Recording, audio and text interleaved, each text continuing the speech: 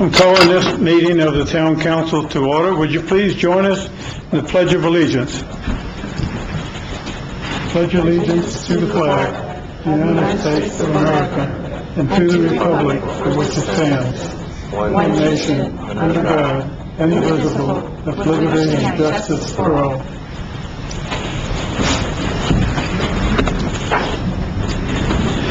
Thank you. I'd like to welcome everybody here tonight. Especially like to recognize Silver City Police Chief Portillo with us. We also have Sergeant Neal of the New Mexico State Police here with us. Welcome. And also a welcome to the news media. The next item on the agenda is changes to the agenda. Does anyone want to make changes? No changes? The next item is council comments. Councilor Cano. Thank you, Mayor. I just wanted to thank everyone who was involved with the second annual Outdoor Economics Conference. This was held in Silver City earlier this month. It was quite a success. There were about 270 participants that represented 60 different communities in New Mexico and several other states around the country. It was a good economic boom for our community, and it's something that hopefully will continue to happen eventually again in Silver City. They like to move it around, but hopefully it'll come back soon. So thank you to everyone who participated, to everyone who was involved in the planning process. Thank you, Councilor Ray. Thank you, Mayor. First of all, I'm going to start up with I would like a moment of silence for one of our veterans that passed away.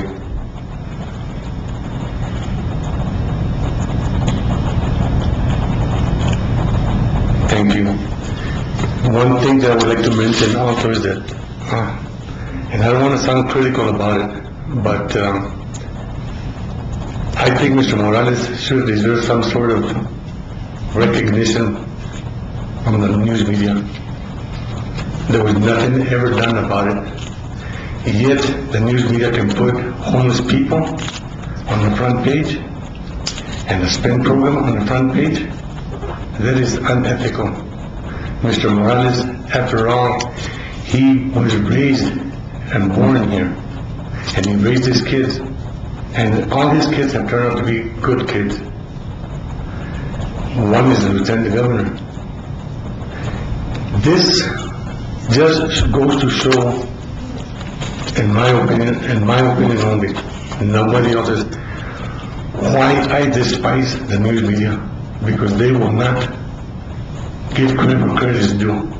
This veteran died for his country here, and he gave to the community, he gave to the town, he gave to the state of New Mexico, and yet these people, these homeless people, they don't do anything? And they want us to support them? That's wrong. That's very, very wrong. Anyway, I thank the veterans that were there. This was a very nice ceremony, if you want to call it ceremony. At the funeral there in Fort Bear, the Marine Corps did a very good job. Our color guard did a good job. And all the veterans that were there, they did a very good job. On the brighter side of things, I'm going to jump the gun a little bit. After many discussions with my wife and my daughter this past year, I have decided to run for re-election. And hopefully that the people want me back in there again, I will stay. If it's meant to be, it's meant to be. And I appreciate all you people that are here. And again, never forget the veterans. Please don't forget them. Thank you. Thank you. Councilor Amon Smith. Thank you, Mr. Mayor. And thank you for a moment of silence for that veteran. I only have one thing to thank any events coordinators for, and that was that I was privileged to be part of Pedalista this year, talking with folks about the master bicycle plan and various other things, and I had so much fun. There were kids everywhere. It was a fabulous family event. Families bringing out picnics and kids riding around on crazy bicycles, and we had fire department had gotten a grant and gave out helmets, and it was just a fabulous event. So I was really privileged and really happy to have been in the presence of so much fun. Thank you. Council Madison? Thank you, Mayor. I first would like to announce that the District 1 Territorial Charter Day is coming up. It's going to be held on November 16th at the corner of Yucca and 23rd, and it will be about completing a traffic calming project. And so, if I can, I'd just like our Assistant Town Manager, James Marshall, to speak a little bit more about what's going to happen and what we hope to do with this project. Thank you, Mayor, Council. So as everybody should know by now, that the mayor's asked all the district councilors to do a Charter Day project in honor of the charter, and we've done projects in all districts last year. We've done most of them this year, and this project we would like to do an experiment in putting down a traffic calming device, not really a device, traffic calming image on the street at Yucca and 23rd to hopefully control some of the neighborhood traffic and make people think twice before they're speeding up and down the street. So we'll be painting. If you want to show up, please wear clothes that you don't mind getting paint on. And if it's also November, so dress warm or dress in layers. And if you can't work, show up and socialize with your neighbors and the community, and we will provide a light lunch, and hopefully we'll help build that neighborhood and the relationships within that neighborhood. But you can come if you're from anywhere in town. And we're going to have the Snow City Police Chief, and do you want to talk about that? So I have coordinated with Chief Portillo, and we will have law enforcement there during the event. And I'll just tell you, if you haven't met Officer Hottie, he's worth it to come out on a Saturday morning at 9 o'clock to meet. He is a lot of fun. He's a great guy. He also works in code enforcement and was very, very free to answer any questions you may have about what his job is, as well as Chief Portillo. And we typically have a group of kids out there working with us, and it's really interesting to see, and it's inspiring to see the police chief and these kids working side by side. And we're hoping to also have the fire department there as well. And I would just add to that, part of what we're doing with trying out this traffic calming feature, that's a stretch of Yucca where there's no stop signs, so it's between 24th and 21st, and we've had issues. The folks that are at that intersection would like a stop sign, but I think, as many people know, many of the council members have spoken to the fact that people don't stop at stop signs or red lights. And we're trying to find a way to see if this would be effective for slowing down traffic rather than building traffic tables, especially on these wider streets, because there's a number of them. I know there's one near where Councilor Kano lives that she's mentioned, and I think that if this works, it might be something that we can try elsewhere that would be a little bit more cost effective. The big question is how long is the paint going to last, and is it going to be more cost effective? I mean, I don't think putting a stop sign at every intersection is going to work necessarily.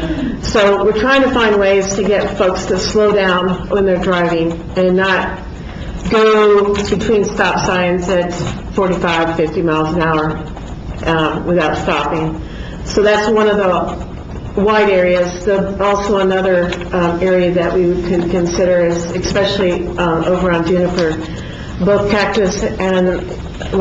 Juniper and Yucca are like thoroughfares for people because there are a few stop signs on them. So we picked this one intersection, we'll see if it works, and we'll give you an update after we kind of work with the chief to figure out how we can monitor whether or not it's working. And I know that Mr. Marshall and everybody will be working with Diana Ingalls-Leyba at Leyba Art, I don't know what it's called now, Leyba at Ingalls Art Gallery still? It's not supplies anymore, they're selling out.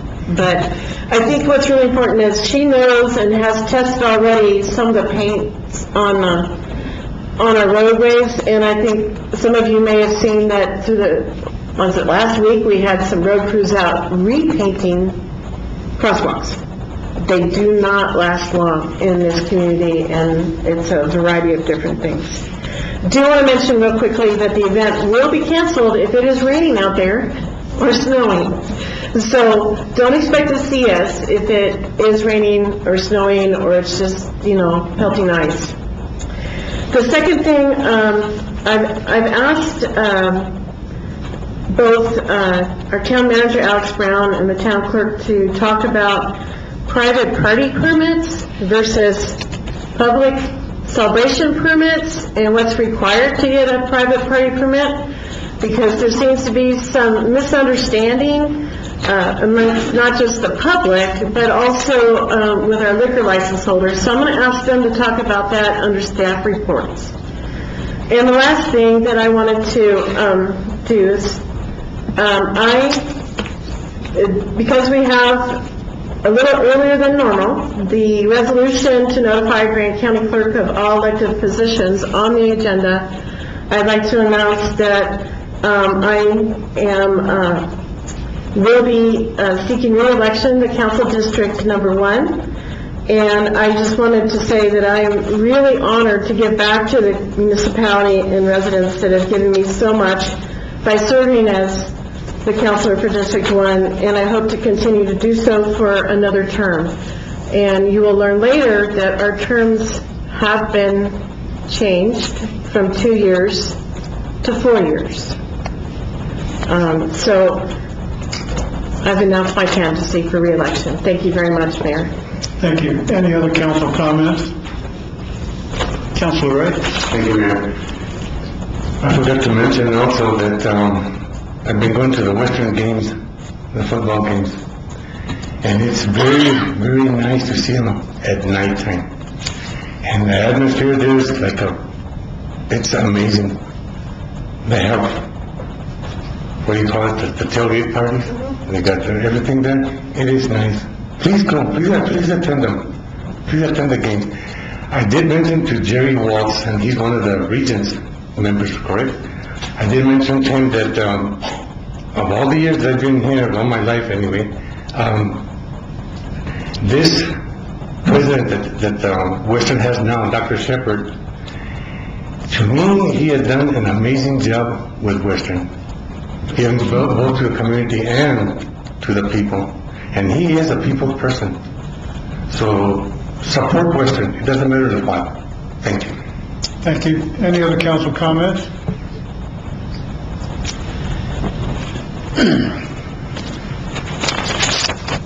Next on the agenda is approval of the minutes of the September 24, 2019 regular meeting. Councilman Smith? Thank you, Mr. Mayor. Mr. Mayor, I move to approve the minutes of the regular council meeting of the town of Silver City of September 24th, 2019. Thank you. Is there a second? Councilor Bedison? Mr. Mayor, I second the motion as stated. We have a motion and a second. Is there any discussion? All in favor say aye. Aye. Opposed, nay. Motion carries. Next item on the agenda is public input, and I see that no one signed up, so moving right along. We'll come to reports. The first report will be given by retired Colonel Susan Beck of the U.S. Air Force, who will give us a report on the Davis-Monthan Environmental Assessment. Thank you, Mayor and councilors. Oops, hold on. Thank you, Mayor and councilors. I appreciate the opportunity to address you again. Thank you for inviting me. I wanted to talk tonight very briefly at your invitation about the Davis-Monthan proposal, the notice of which was in the newspaper. So you remember the notice that was in the newspaper, and I'll just turn around and show everyone in the audience here. And basically, what happened was that when I was at the Gila River Fest, people were confused by this proposal, thinking that it was the proposal or the draft environmental impact statement for Holloman Air Force Base that had come out. And I looked into it a little bit more and realized that this is what they were actually talking about. I had not read the newspaper. So before I get started on my presentation tonight, I just want to remind everyone, and especially everyone watching at home, that I am not an Air Force representative, and I consider myself not to be an Air Force advocate or an activist against the Air Force, but what I'm really trying to do for the community here is just get out some accurate information about things that are going on related to military training. So that's what I'll talk about here tonight. So this is about Davis-Monthan Air Force Base. Davis-Monthan Air Force Base, as you'll see from a map I have in the presentation, is actually in Tucson, if you're not familiar with it. And this is a draft environmental assessment as opposed to an environmental impact statement. So it's a lower level assessment for their personnel recovery training program. I'm going to be talking about what this is all about. I have a lot of detail on my slides. I'm not going to hit all the points on my slides, but some people like lots of detail, so I put the slides together for that. If you would like a copy of the slides, I will be happy to share with anyone. And for the council and mayor, I will be sending those to Ann, and so you'll have access to those after I leave tonight. So what exactly is personnel recovery? Well, personnel recovery, there's a lot of information on this slide, but when you think about personnel recovery, think about an aircraft where the aircraft is damaged and the pilot has to eject out of the aircraft, and now the pilot parachutes down behind enemy lines. And we need to go in and recover that pilot and bring him back to our forces. Or you might think in terms of a squad which is cut off from the rest of its unit, and it's in hostile territory or some other place where it just cannot rejoin its larger unit. And so we need to go in and recover those troops and get them back. And so there are a lot of different efforts that go into this. It's a military effort, it's diplomatic, and there's civil efforts that go into recovering these personnel. And so what this proposal is related to is training for that very important mission. And the training has been going on for a really long time. But this environmental assessment is going to detail a little bit more about what they're trying to do with their training and actually upgrade their training. So that's what this proposal is all about. I'm going to talk a little bit more about that. And for people who like pictures, I have some pictures of what this looks like when we're out in the field. All different kinds of aircraft involved, troops on the ground involved, and there are many different aspects to this training. So the proposed action that they're talking about, or discussing in the draft EA, is about improved, more comprehensive personnel recovery training that's going to be centered out of Davis-Monthan Air Force Base in Tucson. So units would deploy to Davis-Monthan Air Force Base and go out from there. So going to Tucson and going from there. This training involves ground, water, and flight training. There's all different aspects to it, and that's why they need many different locations for the training. And I'm going to be sharing those locations here in just a minute. So one of the things to know about this training and about this proposal is that they are proposing to train in 4 different states in the Southwest, including New Mexico. So the states that you can see here on the map are starting with New Mexico, New Mexico, Arizona, California, and Nevada. And that's what this EA is all about. And you can see Davis-Monthan Air Force Base down there in southern Arizona. I think it's a little off where Tucson is, but you got the idea in general. Of course, you see Holloman Air Force Base and Cannon Air Force Base over in Clovis. And their forces would also be involved with this at certain times.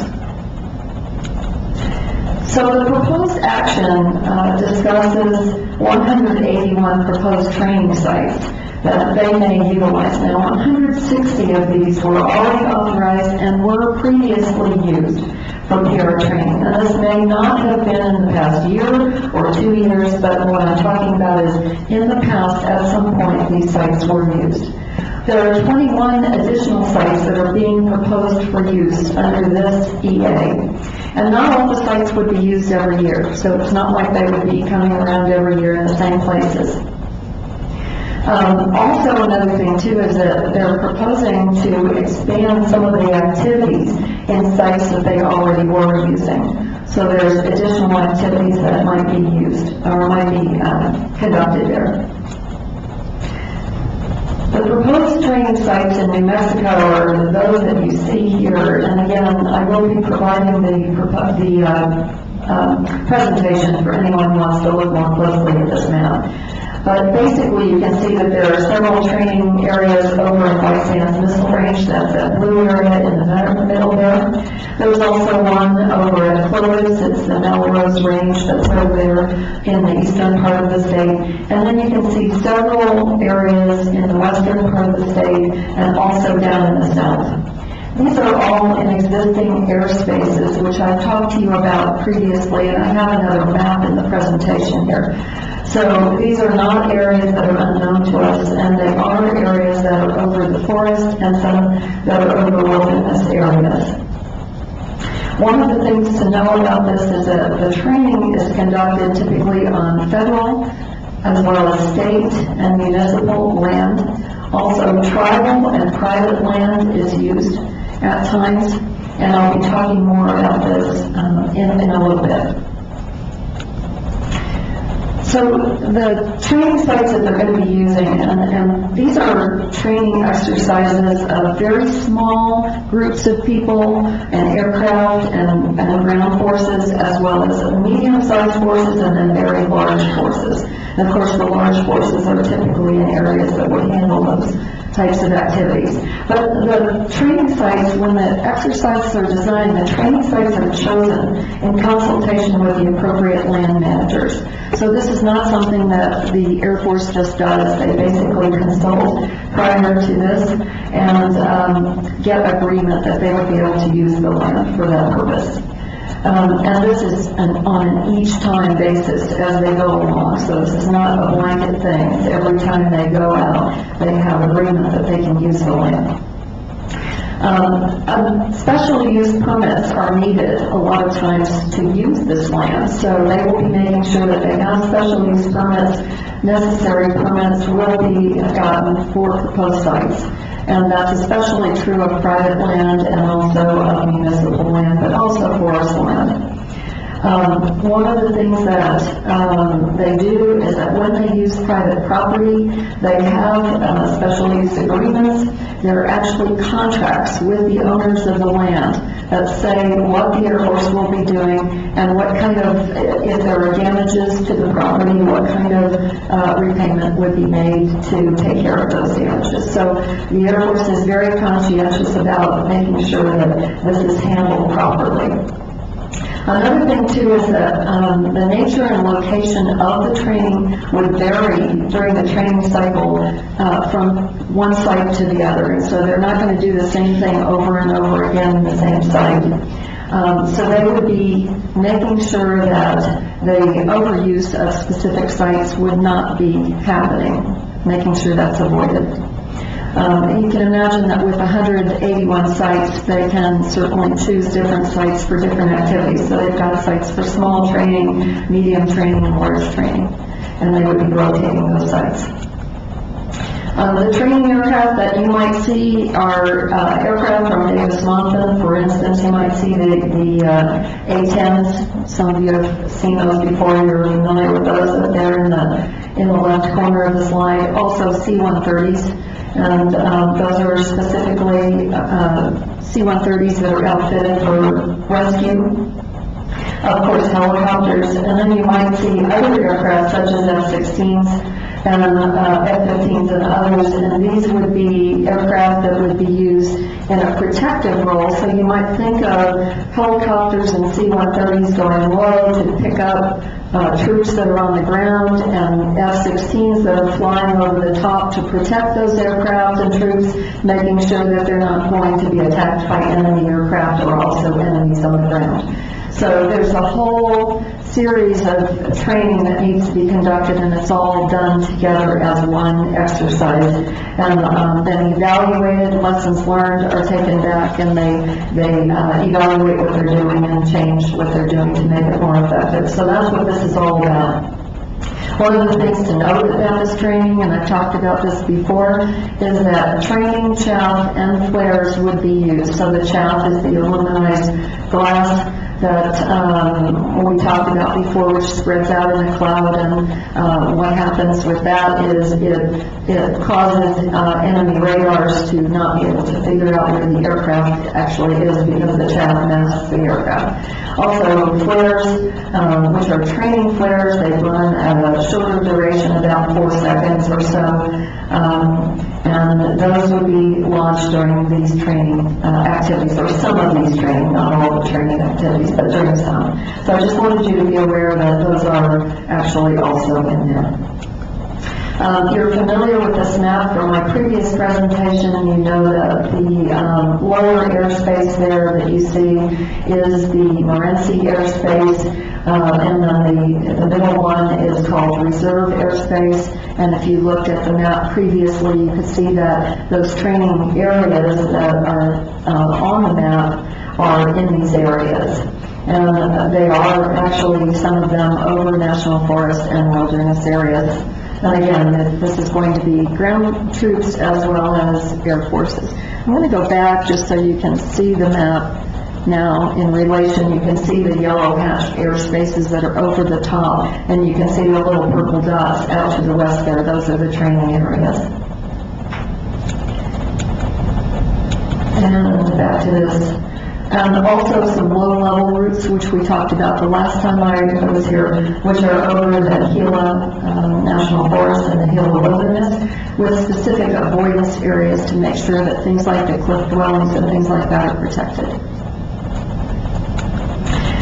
So the draft EA was released at the end of September, and that's why you saw the notice in the newspaper, and the mayor made the announcement about this being released. It does look at the potential environmental impacts of this training, and provides minimization measures, or measures that they believe will minimize any damage to the environment, such as things like rotating the training to different sites and locations. And also talks about how to reduce any adverse impacts that would happen. The draft EA does say that they've considered all potential impacts. These are cumulative impacts to the environment based on other things that are happening in the region. And so they've looked at not only their own training, but some of the other training that's also going on. One of the things, just as an aside, they could not look at is the HOMNA training, which is potentially proposed for this area, because that draft EIS is not out yet. And so the draft EA in this case concludes that the proposed action would result in less than significant impacts to a lot of different environmental resources, which are listed here on the chart.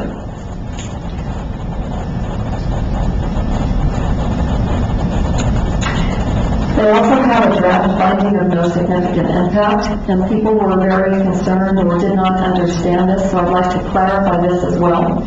What they mean by that is that in addition to saying that they believe that this training program will not have a significant environmental impact, they also are saying that that because they believe it will not, and because the proposed training has been happening previously, that a draft environmental impact statement will not be needed. So that's a higher level of analysis that they believe is not needed because they have done this assessment.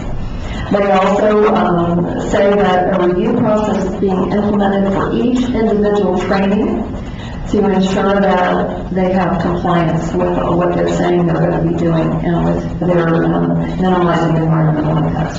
So that's what this says. And again, what I'm doing here is just explaining to you what this long document contains. By the way, the document itself is very long, and it can be found on the Davis-Monthan Air Force Base website. There's the link there. Basically, if you Google Davis-Monthan, you can find their website, and it's on the right side of the page there, so you can click on that. They are taking comments through this Saturday, so if anyone wants to make comments, please feel free to do that. The address for the comments is there on the bottom of the slide. I want you to know that there are some local organizations and individuals who are actually reviewing this and are planning on providing comments, and I'm acting as an unpaid consultant to them. This is a document, the same document actually. This is what it looks like when it's printed out, and it's available at the Silver City Public Library right now. It is 1,211 pages long, and that is because it's in English and Spanish. So I'm still, I've been through it twice now, and I'm going through it again. And of course, those of you who are more comfortable in Spanish, it's also there in Spanish. So feel free to take a look at it. I wanted to just say a brief something. Before I do that, let me say, are there any questions on this draft environmental assessment before I go on? Questions? Any questions from the council? Councilwoman Smith? Would it be appropriate to ask about how the finding of no significant impact was actually calculated? Yes. I've got to look at this 1,200-page document. Yeah, no, it's a very long document. It's just really based on these 3 points. The point is really that they believe that there's no further significant impact, above what they've already been doing. And the draft EA lays it out. That is open to interpretation, obviously. So I'm not an advocate and I'm not an activist. I'm just telling you what it says. But basically, they believe that it will not have a significant environmental impact, nothing that they cannot mitigate. But the rest of the finding of no significant impact deals with the fact that they believe their analysis to be sufficient enough that they do not need to go to a higher level analysis, which is the environmental impact statement. So they will not be doing an EIS for this proposal. And also because they feel as though they have a review process every time they get ready to do one of these training activities, whether it's small, medium, or large. They're going to go through a review process to make sure they comply with what they say they're going to do. And so that's what this is really all about. Yeah, so again, open to interpretation of the leaders and also the residents of this area as well as many other areas or states. Yeah, but that's what they mean by that. Thank you. So questions? Any other questions? When I talked to you a while back, you were getting ready to go over to Tucson. So is this a result of your visit over there? No, I have not been there yet, but I do still intend to go. Excuse me, I had a trip planned, and my mother fell and broke her hip, and so I had to go there instead. So I have not yet rescheduled, but I will be scheduling a visit over there. And if anything more comes out of that, I will definitely let you know. So when I spoke with you, you said that there would not be any flyovers of Silver City or areas close to Silver City. Can you still say that? Yes, I do. Well, I would say, though, that when I talk about Silver City, I'm not talking about the flying over, actually, aircraft flying over Silver City. However, as you know, based on the low-level routes, they will be flying over the forested areas and also the wilderness. Well, that was my question, though. Flying over Silver City, they will be. Is that what you're saying? No, I'm saying they will not be flying over the city, but they will be flying over the wilderness areas. Yes. How far away from the city? Let me see if I can show you here. So I don't have a pointer here, but you can see where Silver City is on this map. And you can see where the airspaces are. So out to the west, the black airspace is out there, that's where the training is. Some of the flying will be over those western parts of the Gila Wilderness, away from Silver City and Bear. And That's, I don't know if I heard what you said correctly, but they will be using flares or not? yes, they will be using chaff and flares, but only, and this is really very important to note, only in the military operating areas, which are those airspaces out to the west. They cannot launch chaff and flares over the wilderness areas outside those airspaces. What about just over the forest? The They national forest? cannot outside the airspaces. So they have to be inside the airspaces in order to launch chaff and flares. So you can see that some of the airspaces are actually over the wilderness areas and over the forest, and there are some avoidance areas there, for instance, around the cliff dwellings and things like that. You can see the blue box, I know it's a little bit hard to see on the slide, but the blue box that is in the Gila Wilderness area, that light green area, that blue box is an avoidance area, so avoid below 1,500 feet, probably, and actually in this EA, they're talking about avoiding below 2,000 feet. In other words, they would not fly in those areas below 2,000 feet. They are allowed to fly in those areas, but not launch chaff and flares outside the airspaces. How long will this process go on? The training? Yes, The ma'am. training happens, it's going to be happening, it's been happening, it's going to be happening, continuously for a really long time. Except instead of just 60 operations, there'll be 180. No, remember I said, those are 181 different locations. They will not use every location every year. So it's not like there's going to be 180 exercises every year. There will be a certain number of exercises, they have not specified how many. And those will be evaluated and it will be determined, do we need an area where we can do a small exercise or a medium exercise or a large exercise, and they'll key in on a particular location. So it's, even though there are several locations, let me get that map back up. Even though there are several locations, not every location will be used every year. So do you think there's a possibility that these operations will be going on at the same time that Holloman will be carrying on there someday? Well, it's a very good question, Mayor, and as you remember, I actually talked about the Tucson Air National Guard, which is actually already flying in these airspaces out there with F-16s. So right now, there is F-16 training going on. It is possible that the Holloman proposal could add to that. And one of the things I want you to know, though, is that we've recently heard that the FAA is very concerned about the increased level of activity in this area. So, and I don't have the map, there's many different maps, but I don't have the maps that shows the air route. But there is actually an air route that runs nearby, and the FAA has some concerns about increasing activity in this area. And I will say that the FAA, of course, owns the air. They have great sway when it comes to military activities, and so that could definitely impact what is decided for home and also these other activities. Because they have to take into account, what the FAA needs and what they're doing. That's all I have. Okay, Questions? thank you. Other questions? I just want to briefly update you. I just received an update today from a contact in the Pentagon about the Holloman proposal. And so I just wanted to bring this information to you.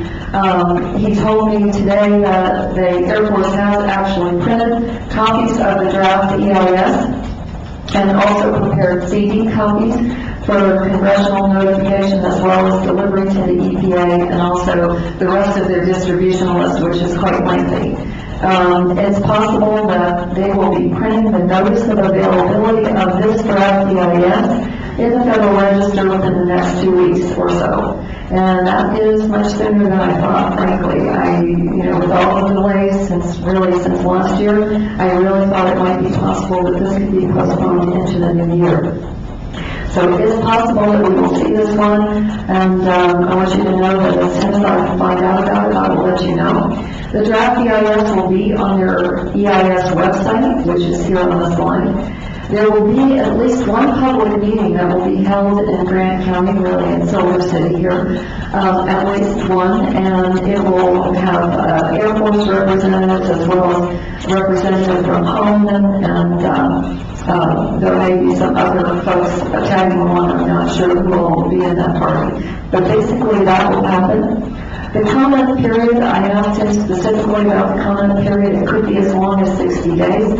However, he also said that they may be accepting comments for a longer period of time and will let us know when they finally have to close the comment period. So you might remember that I said before, the draft EIS comes out, there's a comment period along with public meetings, the comments go in, and then they go into the final EIS, so they get rolled into the final EIS, whatever the Air Force decides to do with those comments, and then the final EIS comes out, and we'll see the final as well. There'll be a period for that, and then they'll issue a record of decision after that. So this is a process that's ongoing, not anywhere really near the end. However, I'm optimistic that we could be seeing this sooner rather than later. And as I said, as soon as I get any wind that this is on its way, I will let you know. Questions about this? Okay. Any questions? No? Thank you. Thank you very, very much. And thank you for all the work that you do to bring us information like this. We appreciate it. You're welcome. I'm happy to be the translator. That's the way I see it, Mayor. And thank you for your invitation, councilors. It's been great for presenting to you again. Thank you so much. Thank you. Next under reports, Chief Portillo. I'm just going to go ahead and discuss the public and private celebration permits. Yes, Mayor and Councilors. Last week, I called the Alcohol Beverage Control Division in Santa Fe to learn more about the difference between a private party and a private celebration permit. And I've jotted down some notes. I wanted to share those with you tonight and for the public. The requirements for a private party there's like 5 of them. There has to be a written invitation with an RSVP to people that you actually know personally. So it can't go out to Facebook, it can't go out to an email blast to people that you don't know. Security must be provided to make sure only those invited guests attend the party. The alcohol at the party is given, it's not sold, there's no tickets sold, there's no cover charge. If there were tickets sold or cover charge, that would make it a public event. The event cannot be advertised to the public, so again, no Facebook, no social media, no mass email. A liquor licensee cannot be involved, so they can't be there to serve alcohol. They can donate the alcohol to the event if they want to, but they cannot serve it. And again, the host cannot sell the alcohol. It has to be given away. Another thing Marlene Romero told me on the phone was that these requirements are not actually in the Alcohol Beverage Control Rules and Regs. They're actually under the jurisdiction of the Department of Public Safety under law enforcement. So, I don't know if there's a law enforcement aspect that Chief Portillo might want to add to it. He didn't know this was coming up, but that's what I learned last week. Any questions? Councilor Aaron Smith? So that was very helpful. So there's supposed to be written invitations, but does an email to people you know count as written invitation? Or are these like envelopes? I think it's written as an envelope. Written as in an envelope. Because an email can be forwarded to whoever you want to forward it to. That's really true. But an RSVP is kind of required. Yeah. And what about if people bring their own alcohol? I don't know the answers to that. I did have other questions by email to Ms. Romero after our phone conversation, but I haven't heard back from her. Okay, thank you. Any other Thank you for questions? doing the investigation. We've started. Any other questions or comments? Mr. Brown, do you have? No, sir. That's it. That's it. I was talking to Chief Portillo earlier today, and he was telling me about their outreach to the community with Trunk or Treat. Could you tell us a little bit about that?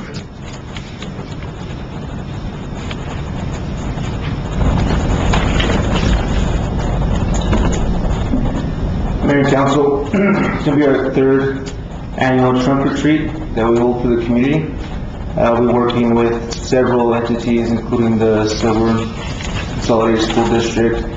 We've sent several invitations out to various law enforcement agencies. We've even expanded it to counties, surrounding counties, even some agencies across the state if they want to come participate. I think last year we had over 500 kids attend. We actually ran out of candy, we ran out of food. So this year we're hoping that's going to be a good turnout again. It's going to be held October 25th. It'll be in the Stout parking lot again this year. We'll be using their gym or the cafeteria. We don't know yet. We'll be having the haunted house. We'll be providing, of course, candy, free food. So I just want to invite all the public to please come out. It's not just for the youth. Also, there's some adults that went into the haunted house. They enjoyed it. We have a bunch of volunteers from the police department, different agencies, district attorney's office was always interested in participating, Grant County Regional Dispatch, again, other law enforcement agencies surrounding our area.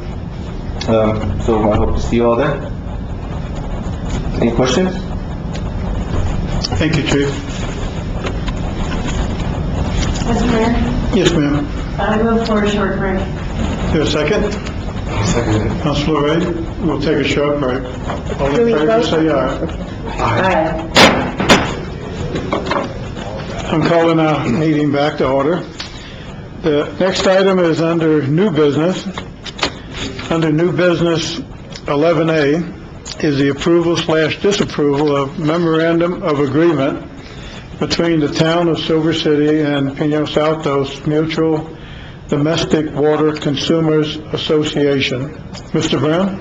Mayor and Council, as you might remember, the town of Silver City provides water to approximately 18,000 residents in Grant County. We provide water to in-town residents, out-of-town residents, and then four of the larger water associations, which we have direct contracts with, which would be Tyrone, Orleans Valley, PA, and Rosedale. Each one of those major contracts allocate a certain number of the town-owned water rights for their specific use. In the case of this one, Pinos Altos, we've dedicated 200 acre-feet of water that they can use up to 200 acre-feet of our water. They're not even close. That was a number that was come up with approximately 15 years ago when they had their highest consumption. Now they're even below 100 acre-feet of water. So the last MOU that we had with them expired, I believe it expires next month. And it was the previous one was for 10 months, 10 years. And the only thing that changes from that previous one to this one is the updated rates, because all the water associations' rates change when the towns do. They same in the same proportionate amount. So if there's a 10-cent increase to town rates, there'll be a 10-cent increase to all the other rates that we serve. Also, the only other thing that was added to this one was that their request was for us to maintain a 60 PSI at the point of where we provide the water. That was a no-brainer because I believe it's on average about 140 PSI. So we provide way more than what they requested, and they just wanted it in the contract. But with that, do you have any questions? Councilor Edison? So just to be clear, the rates, along with like any rates that are outside of the actual city limits, the town limits, those rates are higher than what town residents pay, correct? Yes, the out-of-town rates and the rates for the 4 different water associations are higher than the in-town rates. The in-town rates are the lowest. And I appreciate the fact that you mentioned that when, because I know that you mentioned that during the budget cycle, when we increase the rates in town, then the same increase, it's not like a 20-cent jump if it's a 10-cent jump, it's 10 cents across the board. Yes. Okay. Thank you. Any other questions or comments? Any questions or comments from the general public? Do I hear a motion? Councilor Benson? Thank you. I move to approve of the memorandum of agreement between the Town of Silver City and Pinos Altos Mutual Domestic Water Consumers Association. Thank you. Is there a second? Councilor Ray? Thank you, Mayor. I'll second that. Any discussion from the council? I'd like to have a roll call on this thing, please, Ann. Councilor Benson. Aye. Councilor Anderson. Aye. Councilor Ray. Aye. Councilor Kyle. Aye. Motion carries unanimously. Next item, 11B, is the approval/disapproval of the First Amendment to the Declaration of Protected Covenants and Restrictions for the Vistas da Plata subdivision. Mr. Brown? Mayor and Council, this is an amendment to the covenants for the subdivision that the town built and is the developer of the Vistas de Plata subdivision.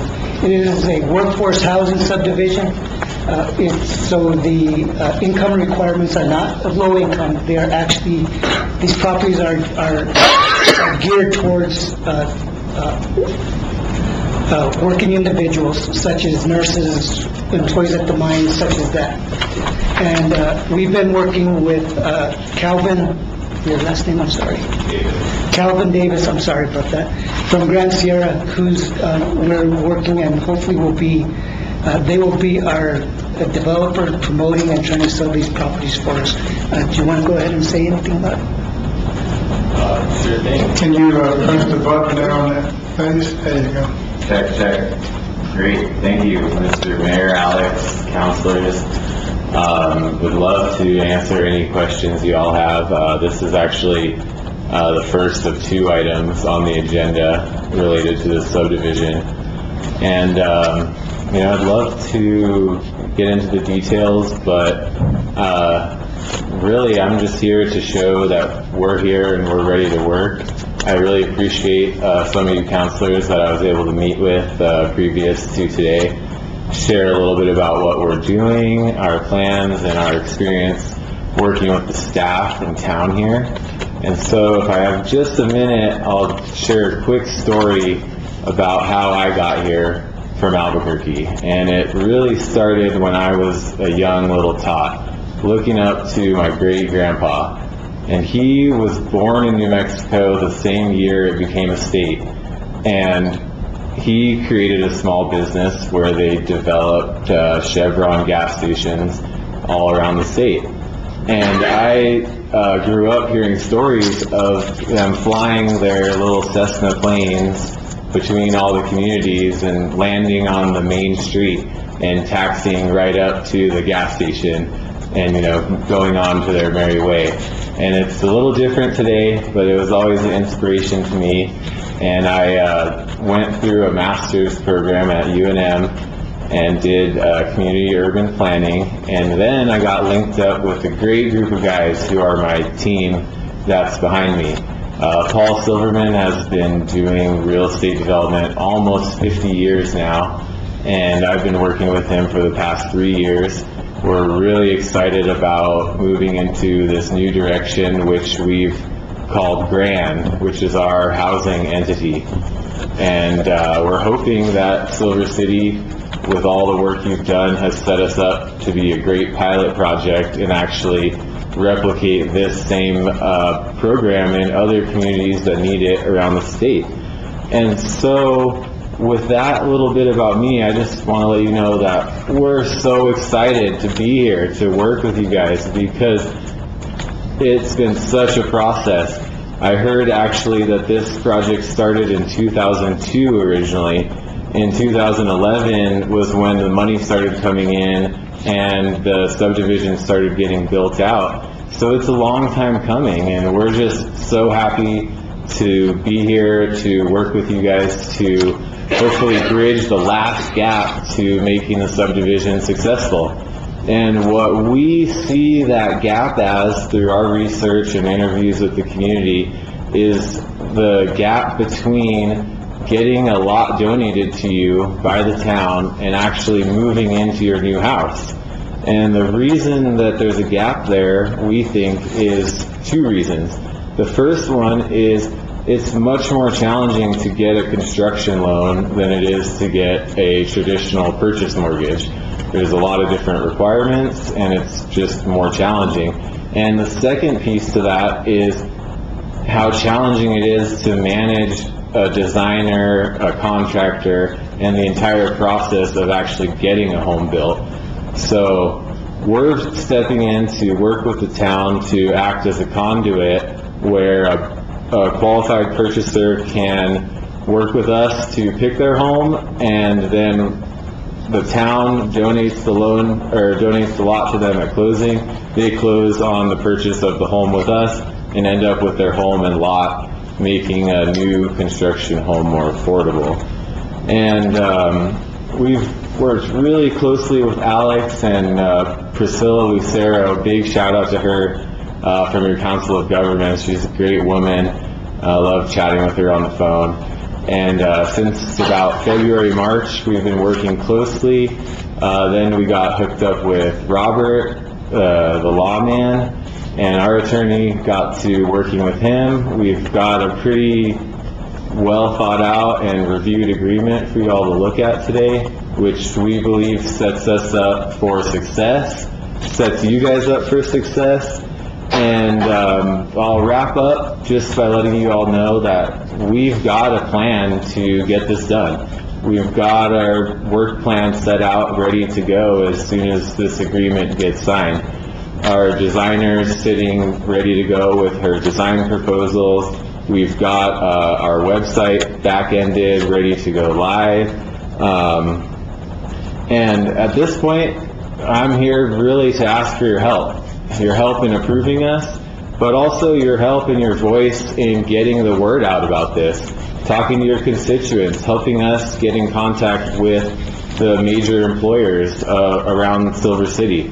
I had a great conversation with Curtis Kla from Silver City Schools last week, and he was just super excited. And so we'll be doing our best to get the word out, but I'd like to ask you all if, can we call you and ask for your help as we get this going so we can make this subdivision a success? So, thanks. Thank you. Maybe I'll say a little bit more. These covenants will only affect the 6 property owners that are currently located, that have homes in the subdivision. These changes were sent to them. We did not get any responses from the current owners in the property. And most of the information changes here are some clarification as to the size of the subdivision, allowing people to rent the properties, the owners of the homes to rent them if they have to, and to allow modular homes, I believe, in the subdivision, which was not allowed, which currently is not allowed. And we're just providing as much leeway as we can so that we can make this program successful. Any questions? Any questions or comments? Councilor Benison? Thank you. It also states that in this case, which is actually quite attractive, is that there'll be a model home for people to go through, that they actually will be able to determine and see the home that they would have, whereas we don't have that currently. So we're working with Brand Silver City. This is going to make a difference for those folks, and it's going to make them successful in being able to purchase a home. Any other comments or questions? Councilman Smith? Thank you. I appreciate you saying that you plan to be a conduit, because I have personally seen how difficult it can be for a family who are all working sometimes many long hours to also try to be their own construction managers. And so I understand that that's part of the service. So there's going to be one model home. How many kind of models do you anticipate that you might be looking at, knowing that these are going to be pretty simple components that come together for putting together? Yes. So the housing plan, which you all adopted, calls out for this subdivision to serve 3 different income groups, which is below 50% of the AMI, between 50 and 80%, and above 80%. And so we're not 100% set on which size our model home will be. We're leaning towards a little bit of a larger model from listening to what some of our buyers are asking for, possibly a 3-bedroom. But to answer your question, we're anticipating approximately 4 different types of home to choose from. And one of the main benefits of having these different sizes is it allows someone to actually purchase a home that fits within their budget. Okay, great. Thank you. Any other questions or comments? Any questions or comments from the general public? Thank you. Thank you, Do I hear a Mr. Mayor. motion? Councilor Kano? I move to approve the First Amendment to the declarations of protective covenants and restrictions for the Vista de Plata subdivision. You have a motion, is there a second? Councilor Medicine? I second the motion as stated there. Any discussion? Roll call, please, Ann. Councilor Kano? Aye. Councilor Brett? Councilor Amos Smith? Aye. Councilor Medicine? Aye. Motion carries unanimously. Next item is 11C, the approval/disapproval of the subdevelopment agreement between the town of Silver City and Grand Silver City for the Vista de Plata subdivision. Mr. Brown? Mayor and Council, as I just stated, the town is the owner and developer of the subdivision, and through this process, we are going to contract with them to be the subdeveloper and do exactly what he stated that they will be doing. Any questions, comments from the council? Do I hear a motion? Councilor Kano? Mayor, I move to approve the subdevelopment agreement between the town of Silver City and Grand Silver City for the Vista de Plata subdivision. Thank you. Do I hear a second? Councilor Wright? Thank you, Mayor. I'll second that. Have a motion and a second. Any comments or discussion from the council? Roll call, please, Ann. Councilor Kano? Aye. Councilor Ray? Aye. Councilor Amos Smith? Aye. Councilor Medicine? Aye. Motion carries unanimously. Thank you. Thank you, Mr. Mayor and councilors. Next item is 11D. Is that right? Yeah. Which is the approval/disapproval of resolution number 2019-39, a resolution amending the approved and adopted budget for the fiscal year commencing July 1, 2019 through June 30, 2020, and for the municipal purpose in the town of Silver City, New Mexico, transferring and appropriating funds thereof. Mr. Brown? Mayor and Council, this is a budget adjustment for the first quarter of fiscal 2020. What we are mainly doing here is adding a few grants, mostly all of them are grants, 3 House Bill 2 grants that we didn't actually completely know a whole lot about, and then some capital outlay grants for the Senior Citizen Center. And so with that, if you have any questions, we have to answer them. No questions? Then do I hear a motion? Councilor Benson? I move to approve of resolution number 2019-39, a resolution amending the approved and adopted budget for the fiscal year commencing July 1, 2019 through June 30, 2020, and for the municipal purpose in the town of Silver City, New Mexico, transferring and appropriating funds thereof. Thank you. Is there a second?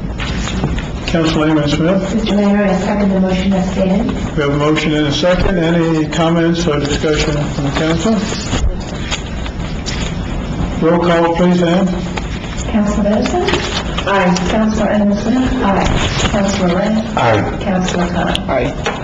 Motion carries unanimously.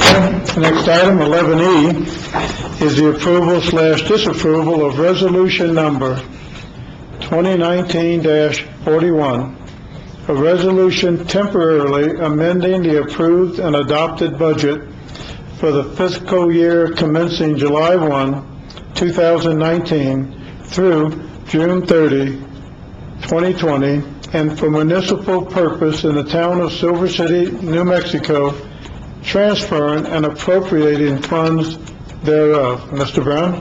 Mayor, Council, this one is a temporary transfer.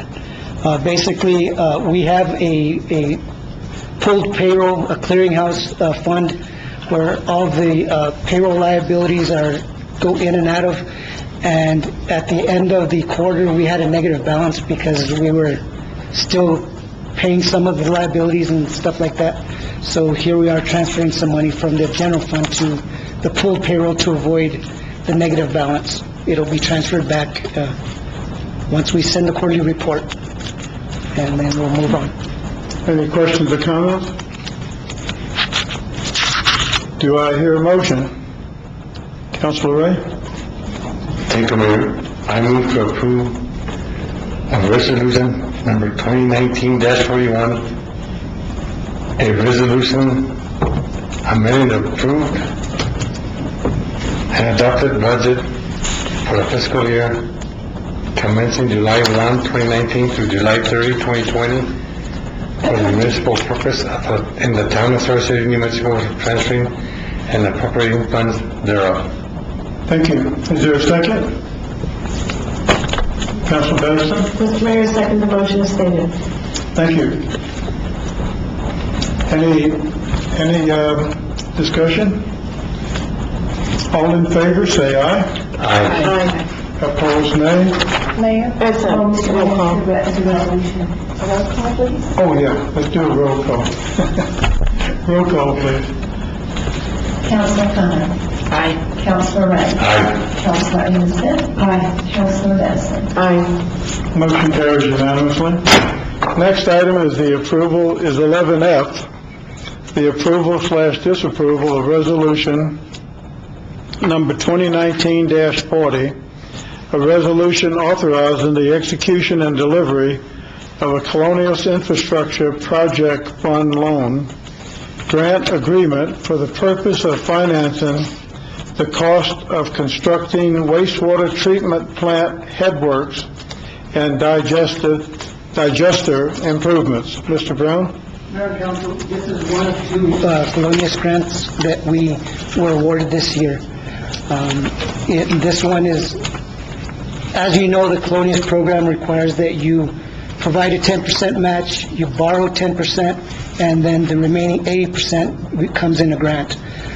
In this case, we'll be receiving $196,000 in grant, borrowing $21,000 in loan proceeds, and then we will contribute $21,000 to the program for the purposes that you stated. Any questions or comments? Do I hear a motion? Councilor Ray? Thank you, Mayor. I move to approve of resolution number 2019-40, a resolution authorizing the execution and delivery of Colonias Infrastructure Project Fund loan/grant agreement for the purpose of financing the cost of constructing wastewater treatment plant, headwork, and digester improvements. Thank you. Is there a second? He actually has to read the entire resolution, the long The long version? Yeah, that's right. I don't have it. It's in there. I'm looking for it.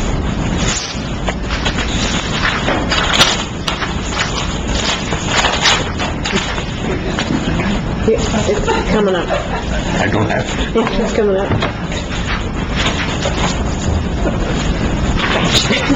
Sorry. Oh boy, here we go. Bear with me. Okay. A resolution authorizing the execution and delivery of Colonial Infrastructure Project Fund loan/grant agreement by and among the New Mexico Colonial Infrastructure Board, CIB, and the New Mexico Finance Authority, and collectively with the CIB, the lenders/grantors, and the town of Silver City, the borrower/grantee in the total amount of $218,640, evidencing an obligation of the borrower grantee to utilize the loan/grant amount solely for the purpose of financing the cost of constructing wastewater treatment plants, headworks, and digester improvements, and solely in the manner described in the loan/grant agreement, providing for the pledge and payment of the loan amount of $21,864 solely from the 1/4% of municipal gross receipts, tax distributed to the borrower/grantee by the state taxation and revenue department, accepting the loan amount of $196,776, certifying that the loan/grant amount, together with other funds available to the borrower/grantee, is sufficient to complete the project, approving the form and other details concerning the loan/grant agreement, ratifying actions heretofore taken, repealing all action inconsistent with this resolution, and authorizing the taking of other actions in connection with the execution and delivery of the loan/grant agreement. Thank you. Is there a second? Mr. Mayor, Councilor Kano? I'll second that one, too. I have a motion and a second. Any comments or discussion from the council? Roll call, please, Ms. Mackey. Councilor Cullen. Aye. Councilor Ray. Aye. Councilor Amos Smith. Aye. Councilor Madison. Aye. Motion carries unanimously. Next item, 11G, is the approval/disapproval of resolution number 2019-38, a resolution to notify the Grant County Clerk of all elected positions to be filled at the municipal officer election to be held March 3, 2020. Ms. Mackey? Yes, Mayor and Councilors, this resolution is to notify the Grant County Clerk their elected positions for our March election for one District 1 Councilor for a 4-year term and for one District 3 Councilor for a 4-year term. And the election date is March 3rd, 2020. I can give you more information about the election if you desire. The county clerk will notify the Secretary of State, and there's different steps we have now with the new election code. As you recall, in June, we adopted the Local Election Act with an ordinance. In July, we designated the polling places. This is the third step to announce, to notify the elected positions. If we have any questions, that would be done in a separate resolution by December 24th. I don't anticipate questions. I've asked the manager several times. I don't anticipate any questions. In January 7th is Declaration Day for the candidates. And then January 14th is Declaration Day for any writing candidates. And on February 4th, absentee and early voting start. So those are a few tidbits about our upcoming election. It seems really early, and it is a little bit early than what we normally do, but there's timeframes that we're meeting.